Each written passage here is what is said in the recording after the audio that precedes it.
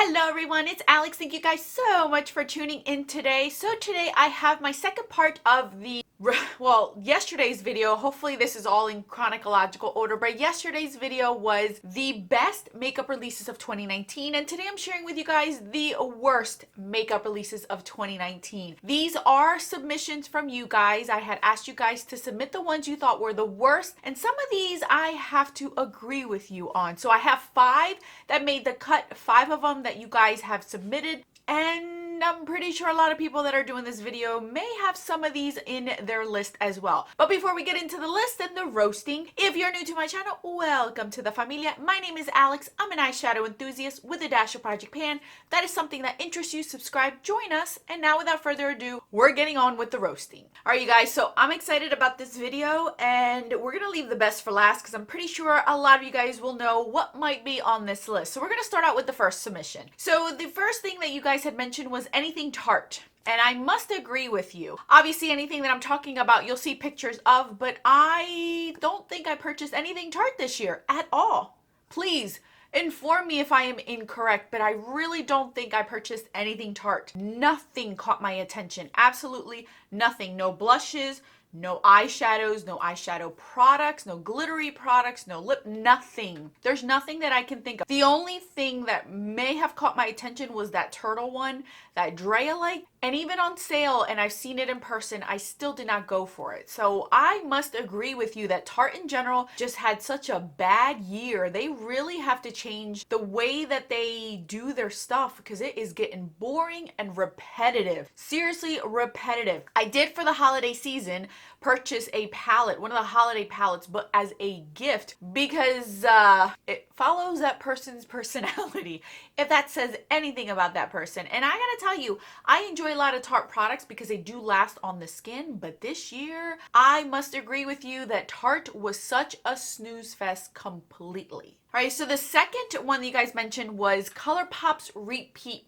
palettes, and that's another thing. All throughout this year, you guys have heard me mention how Tarte or ColourPop is constantly releasing things and how colors are overlapping within one another, and that is very, very true. They could change the packaging, make it look beautiful, but if you really take away that 1 or 2 pops of shades, it looks very, very similar to something else. You can only do so many palettes in 1 year that are very unique, and mind you, ColourPop releases on a weekly basis, so imagine 52 plus different palettes this year that they have done, not including ones from previous years. So you know that they're constantly repeating it. And I feel like they are hiding it by making things leave quicker on their website. Have you noticed that when you buy something, if it wasn't such a big hit, or if it was a collab or a small collection, they get rid of it rather quickly off their website and bring something else new, and then we're like, oh, something new. No, it's the same thing you just saw. They just took it off the website so you can't compare. That's their little gimmick that I feel like they do. So I must agree, I have purchased from ColourPop this year. There was quite a few of them that I enjoyed. One of the monochromatic, the So Jaded palette, some of the singles.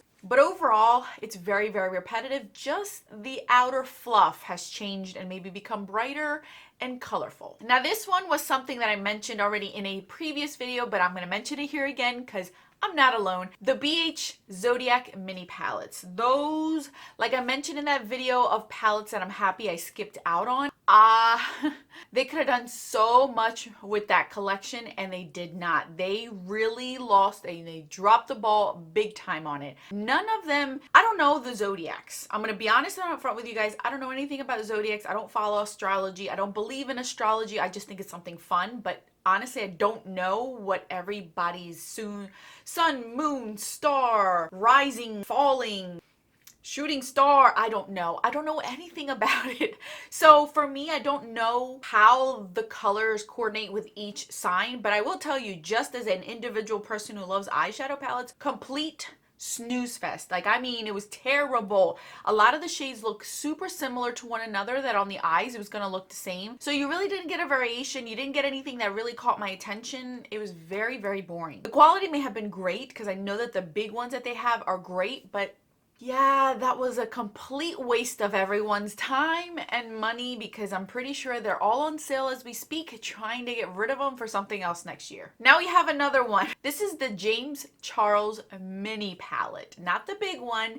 James Charles and Morphe decided, well, a lot of people are complaining that they're walking around with a TV as their eyeshadow palette. Let's make it a little bit smaller, slice the price in half, and we could sell it even faster. No, thank you, mijito. So sorry, I don't think so. Even bringing it down, it's still a repetitive palette. I don't know. It never caught my attention. I never fell for the hype. I never really cared for it. One being that it was literally a table. Walk around with it. All you gotta do is glue sticks to it and you got yourself a table that flips up and you could do your makeup. That's exactly what I thought that the James Charles original one was. So now that they made it mini, it still didn't catch my attention. I didn't care for it. It's what we saw throughout the year, and Morphe's big palettes, their quality isn't as great, and I'm pretty sure they're made in China and not in the US, so that's another thing, that their quality isn't as great. So they really tried. I'll give it to them for trying, but I agree. It was one of the worst decisions. Why? If the bigger one wasn't selling, what makes you think that making it smaller was? Oh, look, it's so tiny. I want it. Mm-mm. I'm still not making real estate in my collection for it. The last one that you guys had brought up, and the one that everyone I'm pretty sure will have in their collection or in this type of video, is the Jaclyn Hill lipstick launch. If it wasn't so early in the morning, I'd be sipping some wine right now, just rolling my eyes, because I'm sure you guys have heard it all. I'm very thankful that I went through a YouTube detox during this month that this release came out, because I didn't have to worry about hearing anybody's opinion, seeing a million videos about it, tearing it apart. This is my 2 cents, okay? I'm gonna give you my 2 cents. I think it was absolutely terrible what happened as far as the lipsticks.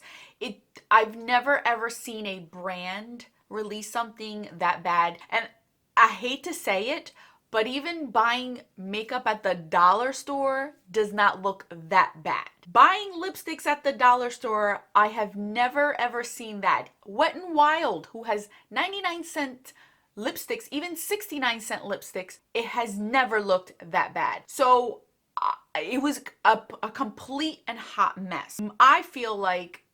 I think Jaclyn Hill's naive. The people around her are more family, so they're not going to be so upfront and blunt with her as if she had people who weren't related to her work for her. I think they'd be more upfront and tell her, and honestly tell her the truth. I think it's nice that she surrounds herself by people that she loves and familiarity and puts her family to work and gives them jobs. But sometimes you need somebody outside the box to be honest and blunt and upfront with you and tell you how it is. Calzón quitado and all. Like, you know what I mean? Like, you need somebody who's gonna be like, mija, wake up, okay? And I think that's what happened. I think that she was just too naive.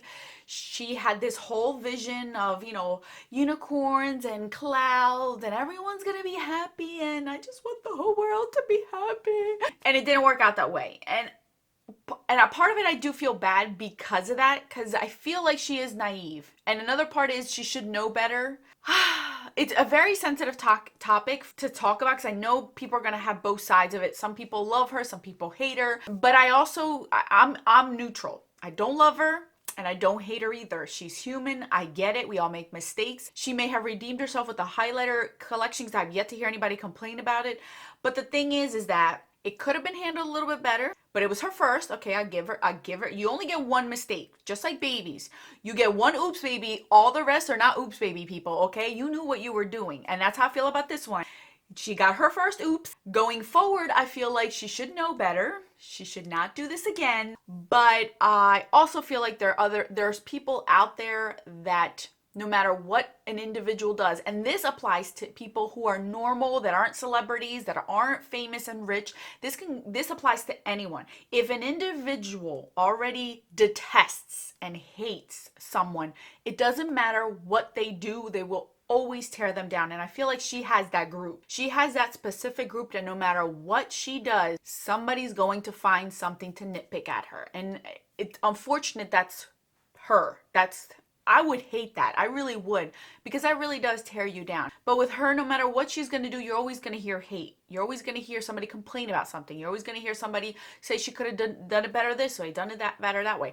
A lot of people are quicker to attack her than other influencers on this platform, because there's other influencers who constantly talk about one brand and they collab only with one brand, but they're not being targeted, only she is. So I think it was horrible. That specific release was horrible. I hope and I wish her the best in the future, because she's human, and I would hate to see somebody get tear down, because it really will affect your personality and who you are, and it does play games with your mind. We're all human. We've all been there. We've all wanted to please, and we've all wanted everyone to say great job, pat on the back. So I get where she's coming from. I just hope that she learned from this, and maybe some people may back off a little bit, and if you're not going to support her, then don't support her and don't bring her up, and just walk away. Just completely walk away. I think that's the smartest thing to do, is just don't get involved. Just don't get involved. So that's it, you guys.